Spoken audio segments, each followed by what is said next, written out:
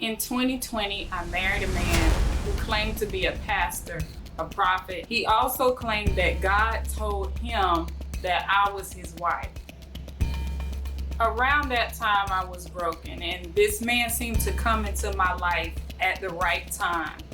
He pretended to be the perfect man of God, the perfect gentleman, but there were a lot of things that I experienced in the marriage that I later learned was not of God at all. This was a wolf in sheep's clothing. Just days after separating from this man, I discovered that he had active warrants for his arrest on counts of fraud, identity theft, writing worthless checks. I was informed that he had been running from authorities for over months. Later, I was shocked to now find out that this man was a bigamist.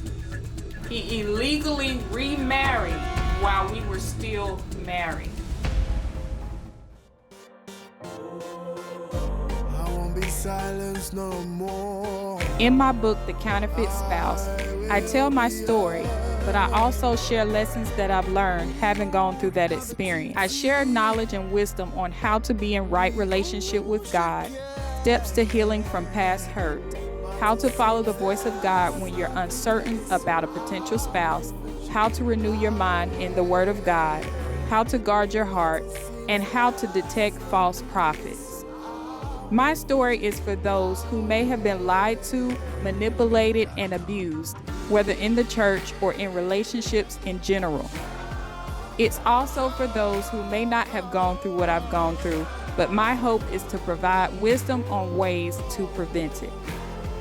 The Counterfeit Spouse is a testament of the sovereignty of God and how God can turn what the enemy meant for evil and work it for our good.